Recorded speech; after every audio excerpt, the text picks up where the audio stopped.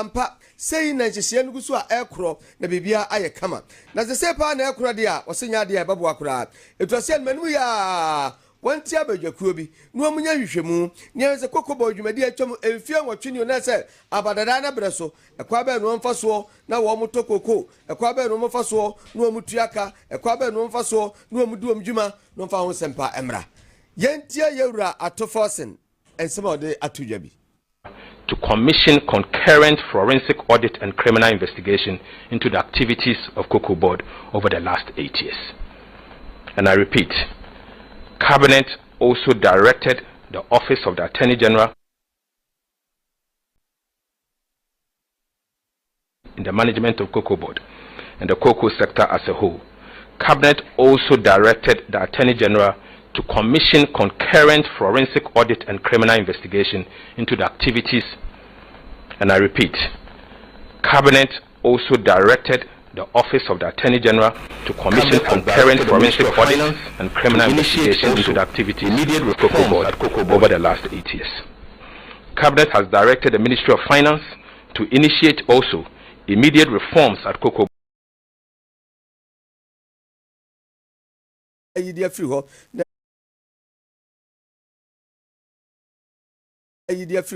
na de oso mo ye no ma ye na etima ye kama wose we nyina na ya no motu ya se Cocoa Board emfi atwam no mtu sa na moyi dwade bebre ho a wo mu gya ne nyina agu atwam no mtu sa na moyi dwade bebre ho a wo mu gya ne nyina agu ho wose frifie mpimienu ho wose frifie mpimienu ene edunan akobi fie mpimienu ene na duonu nan Cocoa Board contract yom de ma ye nko ano eye 26.5 billion Ghana cedis a chese uhwemu a na nyasika kuma anu na nchen ya uhwemu a na nyasika kuma anu na nchen ya fimfiem pimienu ni edunwatwe nko a fimfiem pimienu ni edunwatwe nko a ene fimfiem pimienu na duo boss nchechirimu a ode maaye.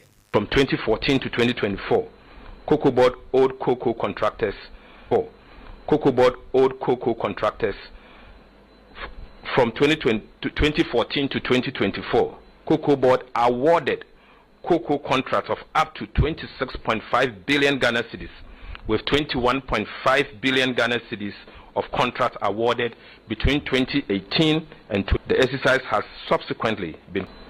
The Minister of Roads and Cocoa Board jointly conduct billion Ghana cedis has since been reduced to 4.5 billion, 4.35 billion be transferred to the Ministry of Roads and Ministry of Finance for payment. Cabinet noted that road construction account to a significant part of the financial difficulties of Cocoa Board. And this is important for a significant part of the financial difficulties that Cocoa Board is facing at the moment. Pursuant to the earlier announcement that I made in the course of last year, the new cocoa bill that is going to Parliament will now prohibit Cocoa Board from such quasi-fiscal expenditures and other.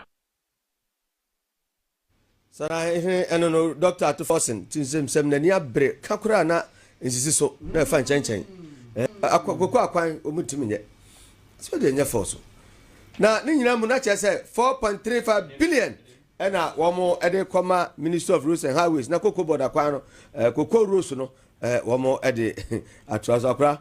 Asamne nyenyan kukwa for se go muti twabena 12 hour ne kwai yo abusafo se me somwa ha na matoa so am ena Minister for Finance Dr. Kessel Atofosen enam wo mu committee a wo mu hwe koko ne bo so ne ntumu anasa ebeba form ana ebegina ho ye from producer price review committee so ade aba betudwa se koko bo se yate so koko bo na MPP abreso na eye 3100 kakraka hom na ndisi bae kakraba ka no sare kakraka hom mane kodrum eye 3600 kakraka hom no say free 3000 no aba 2587 tese o hwe an ye free so no tetisika no eye 10 million ene akire na free so asem we bae no tese akwakofa ntinya sho kase ene abufo na ababeto akuafo ntemom na akuafo no bebere kire se aba we ya dine ho ya pa wa ma yensensi fom wagu ho ani mase pa na abusafo mo beka ya mpani se so nipa wu na ne ketra mampra ne firi otiasefo afra se ho baabi ebra na ye beto aba ede ayi o mampani eye 2024 no NDC amanyoko no emu mpanifo bebre gina simpie so kan ya ka kowie se MPP aban ni trimo de papa koko no e wo se ka bag baako one tokura no 6,000 Ghana cedis titiska no 60 million and was en koto no and ono ma akuafo 3,001 te MPP for trimo de pa na baako wo ka bi pa bra no mo opposition aye na finance minister Dr. Kesel Atofos ya ene okasa na mo hwe ni yente bra na omo opposition no de okafa koko bo ho hard labor Cocoa farmers are what Ghana ha. About to the one you want to do. I'm a cocoa farmer. 65 million Ghana cedis. 65 million Ghana cedis. Inti abana nambum da mabani di ni 3 years endodo. Da mabani on dwene kwafo mo ho. Da me pada me kachira mo ide. President Mahama se men kanchira mo de. Oy nyame na aduma. NDC baba bem. Na ye ba bem akoko no ye botum papa bi mo akoma atomo yem. Na yebe yama kwekwe kwafo osanda Ghana enye Ghana be Ghana ofi koko na ansa na yebe ba be me fitinde kop me time oboto aba NDC MPs meda ya meda wano ye pede ye hyamo bode ye bokodo na ya ko amamo 15 million na abandon fa no what mo ada abramo ye bokwa. So Speaker, today the prevailing price at the world market and the exchange rate means that Cocoa Board will be selling one bag of cocoa at 9,700 Ghana cedis at the international market. Right, Honorable Speaker, the cocoa farmer cannot be paid less than cedis per bag. The payment of 6,000 Ghana cedis per bag is critical because cocoa farmers deserve the benefit of their hard. Sell ato forcing CCA finance minister ya enche bia lawyer penny ebo ne ya yate koko so no ne bo so no no wo position e na oka we e na awieye ya no bra oba aban mu no onya post na oba amra se bejafie no e wo se aban na na ote so na MPP aban wo mo ya wudi fo papa nwini koko akuafo ho na wono be ye mampani power Ghana ha akuafo mo behunu mo ba sere sa de mo sa buru mafuru so na mabom sam cha sa jo mama ye nya odeni. The Cocoa Board Chief Executive has informed me that in August they will announce the new cocoa producer price. And I can assure you the price is going to be a very, very, very good price. So those of you who don't have cocoa farms, go and start looking for land and start planting cocoa. And he says, no, dear, Castle will be uncle Sassy. Near you, Kuyajuma, a born a Bacosro. Kuyajuma, a depa 2025, 2025. That's a border I hope by na 2026. Aye. Now, the air can you know, Yamra, the entire a buono, or much as a yatiswono. Cecilia Ura, Kessel, Atoforsen, Achemudia to Jasen. A Riasina said it took Okono, world market no, a swat, not swa, a swat, and was say, a drop sharply. Just a swat sheep recope. Na a $7,200 per ton.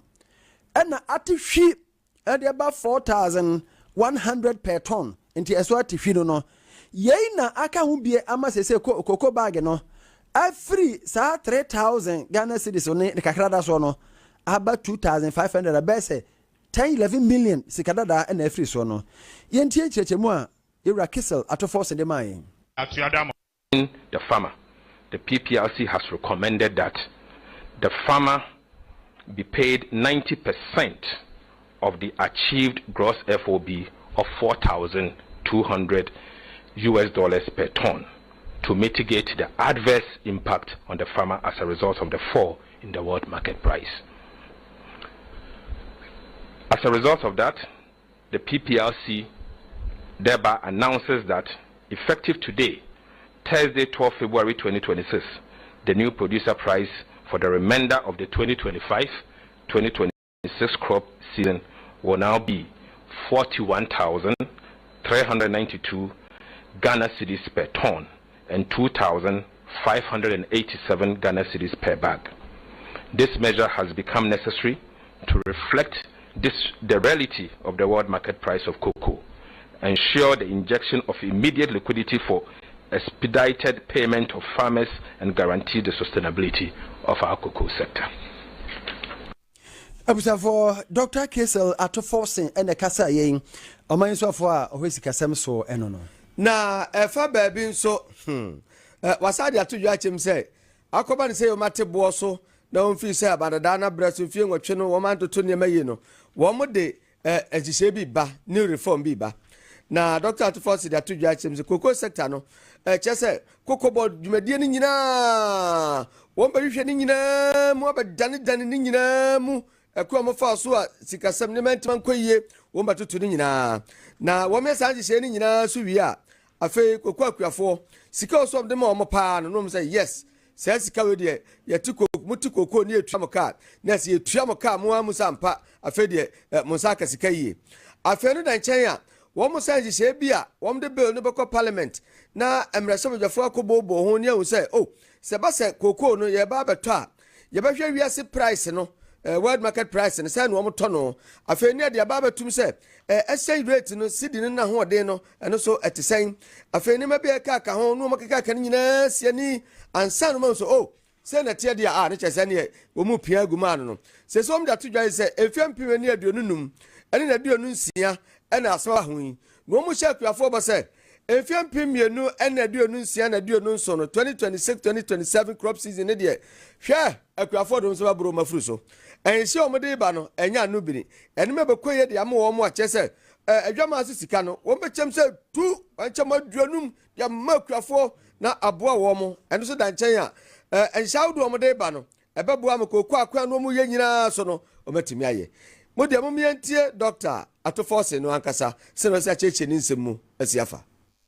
A careful review of the cocoa sector over the last 8 years revealed gross mismanagement, which requires immediate and comprehensive reforms to address the challenges in the sector.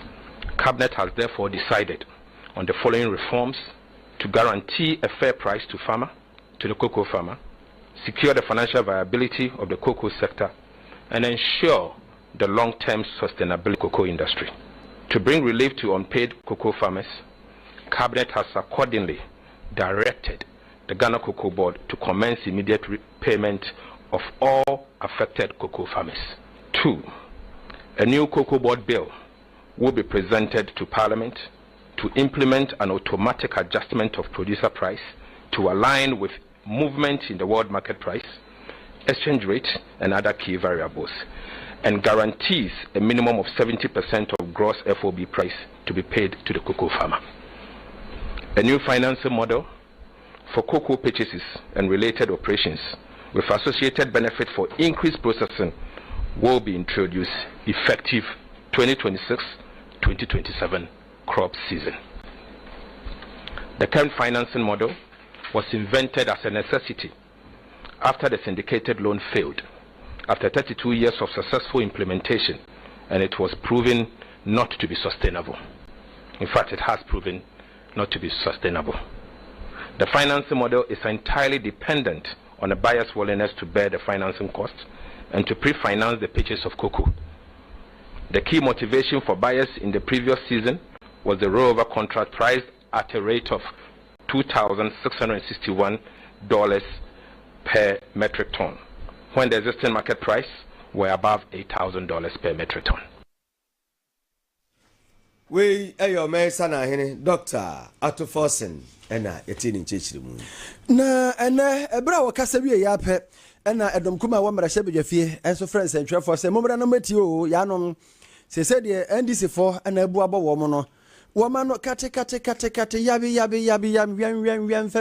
fem no maka so mo yeyen ene wo mo na wo mo to dwomfoforo no se wi ase kan fidie ya abo ani sonko eja ne so ani sonko na ano ede bobosia no senye no ana ede tua Dr. Isaac Yapoku, a member of parliament, Marasebe Jani, Offensive South, or a ranking member, our Marasebe Jafie, a Greek committee, no so, and ready to just say, about way, now must say young people for 3 more days. Mudamuya would default. Shenya Mian Tico Coso, every 3,625, about 2,587. A day, Coco bag back, na bɔne bɛ na akuafoɔ de ayɛ mo ɛne wakasa paa muntie wɔn nso so Enram Mobetia, President Kase offer emergency meeting. Then you name say emergency meeting now offer no. At the Abasem Papa Beba. The other meeting and so Obekase Finance Minister. Where we sika never be tria kuafoka. If it's any nankwana cocoa price akofom. They were kofo abreso cocoa price akofom. Kofo pe kwan papa so edi tria kuafoka. They were omanpanyi kufo ado abreso. International price akofom. Omampanye pe kwan papa bi so edi tue akuafoka akuafo na hye Ghana saa free set tate kwase di cocoa buy 1879 ne efre na FOB price ade bi ekoje no international market no yemfa ni nyina ma akuafo da bia yetua ne kese na 70% ohemu chichemu eduoson edrume bi kra etime tiba form 40% penny e de ma akuafo and the international price akofom a afipe na omubu man yo afipe na watie omonye de en akuafo na show man yisa ye ma omonye de en akuafo na show man yisa ye ma scholarship ndise sika no akuafo sika no omode ye de en na resetting na cocoa border chief executive resetting na cocoa border chief executive monkohwe ne office ba bia na ne manager office wo e ho na wode aye dan ne monkohwe ne na wode aye dan ne monkohwe ne fie asiesie a waye afinko a wato Land Cruisers 4 na ane de yente so enti na katua ne ye bete so ya better so na me wura popa da me rumu nyina mu fama no tumbi ya se won mapanyi se won mrabiem na na china ya o meka san papa foforo en kire akuafo we honorable Dr. Yao Opoku ono ena your offense South MP emrase bejafie ono na agric committee no o rank member ewo so edom kuma na fam eno no na ono wie no ka sa akwakoda ena wura akodwo pankroma so be so mu ena o chese aba we ba ye nyina no ne sese ya ode be nyina no emfa kwan mu ede be nyina no emfa kwan mu ensisisi so I no disproportion ko first na ye de ani hwe dache ebo future prices and as forward trading na ya ton ha chichemu edio so 70% omba na omo se yen nim ye nti omo sesam na se omo be 30% on futures eno na akofa we aba etoso mi onni nyina so nti wo de eniam akwa amanone ana ne bo akoye den nti no mse ekoko ne bo ayeden ayeden na ye ka cha mo se economy wo manage na wo de sa na da we ne nchekisi we ya first mu no wo be den ebededi ene ekuafo nyina nye koko ekuafo po wo mo edua mo wo be kona emo no ya tiagu ayi warehouse sa tofo ni ho san se emo afi abrochire ba no ne bo abeye fo esen de edua wa ha adentia esan se ya wo dollar ne pin enti no ama yen niema ne boy den asen ama no ne niema na de asi aban etwa koko ekuafo mini say ye kan poto kasemu a 28% haircut edikan de akofa we nyina ba eni nsisan ya koko mpanimfo koko board fo aye eno ti ye strong man panin se sabre mpanimfo de wom koko board a o makofa sa ha we nyina ba no onna o mase no mo ti ye sre on sanfen ko jina wo de uni bi e ma wase a sa wo zan mo no pro no nkan wo de on sanfen ko jina 3600 no na ban kwan ono abefo so apese ka na soso no onso so yen ya penso sa na ye no onso so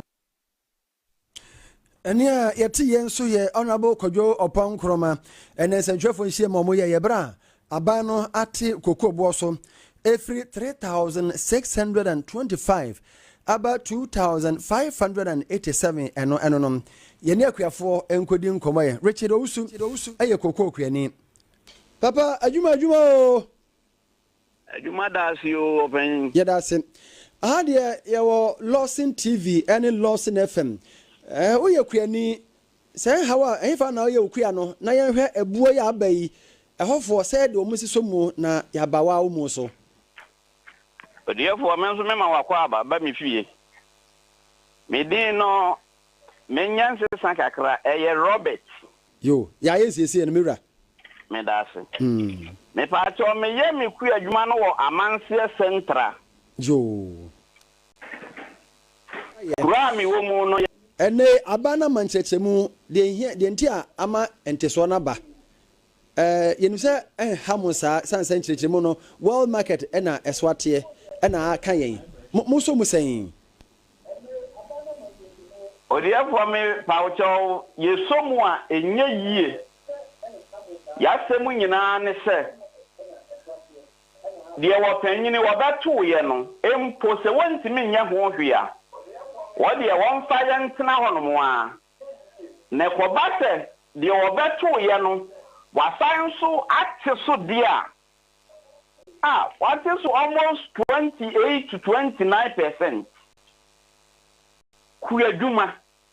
A free cocoa after job copy for Fuado. Ebeki said, Ben Fiemi and San Fien Naya cocoa no beba. No queer a car what born a fool 1 nickel hono. Sabi said, one should the smile bako, a man on Nibia, and Tabia one also Ababuau. A Briansa Winity, a freezer, Yak Makeli Mianka Salmon, Oka say, Makeli Mikoko, 28 February, Abet Monday, Minsanka Sicano. Bessian a Mabaman Quadadia Kosuku. Ain't the same Mikoko in the war, Cratchy Honomono. A boy man, our dear Triamica, a bra, Sicana Beba. Dadano, an answer mono. I will be answered when it will Micromaze. I hear Jajo. Bessian Cacra, I did them chronicle squinty. Yaro. Papa. Abana me hunche mono say e wiase nyina market no. Na e wo soro pa. Se say aba from na e $77,200 per ton. And aba $4,100 per ton. Entiso ya aba ewiase nyina ebika Ghana ya. Mo yira aban ya sa chinchina wondo nyina fa ko a mo ne aban na de niye no. So ya ni aban ni niye dia ene na wamra. 69% na wade ma ne nkofo no. Na say de kan kuafo nko a dia ene wono aban no nso ni ene niye. Efrise koko ni sika ne kesiye. Ene ya de hwa ne mpanimfo a wono wo mo ye adwuma no. Wabetu wo matatuam na ansan ne ya 69%. Na kuafo de dia wo batezo 28-29%. Odiafo ya hu hwie nyi. Aba no mfa ngwatena ba bia wone atie. Ebi de koko sia do mu miensa na o maye baako. Ye do baba wie ye. O maye mienu mpo a eni di nkwa ni die. Na ya ho ntoyen. Eja ro ye do baba wie ye. Ufana West asabe na aka kire ye tie fo ni ahwe. Ma ka kire Ghana bai ne se adesrede. Koko akuafo ye nsa de ye nsam. Ye sra no wo hu ye mobo bra ya bre no. Na ye o maintain ebodada na mayen. Nemfa ahotomra. Enye sa daachi bia ye beko Supreme Court akwa interpretation ze koko ye mi kuani ne dia anasa abai dia na abai twabo a wope e dia bre na memory. Anka medusi na so bibia ba ye pese practically ubua ye life experience. Ye cheke ya no de atie free so no eye 1038 wo de anyi 38 ni free so yi ebe mo abrabo aye den. Papa sebi maye kuani a mitimi minimu atwere nso kakrai. Afeso na me beye me ku adwuma na me koma me de pen to ho na masese na ma ye budget e de ama me kokoo no. Enti budget de obi adum se de budget tie wo ye ne kese bi ana enru ho anu wafa ne saa se ma ye budget ya be si December November kokoo a me kare yembo na aka mu enti budget ne jeze agiegu enti botaya me di si mani so afi no na dawro ma me ntumi anye enti se me ye da kwatwere foforo opanyi me feelings a menya wo mu ni se abayi edi hwamo enti ama ye nhwehwe ye nyina ye ntumi enru ho ye ya usu ya ha bebrem ye nya on da wai ye mfa ye nya na fo awre ho da Odiefo medase. Yenua Robert Owusu Koko Kwiani Amansia Central na wakasa no na ohene ba yawo amankwa jeje na ode asembia ba na ebokoto dwema wose ka wose aba no se wate koko obo so dia se dollar no ayi wiase dwama so akofom na wate so se dollar na akofom dollar no mugina so a wo ni to light bill mu eto water bill mu ene so aba fom ene wasate koko obo so enti wansanto wonte light bill any water bill so o say minister of analysis yes ohene ba ya mankwa no abuom no wo ene wa yes analysis ne dia ba abuom ye no what koko bo so dia ene enyina ma hoden ni nsuo bo no ate so we kura wonya malaria mpo no no ho de akaja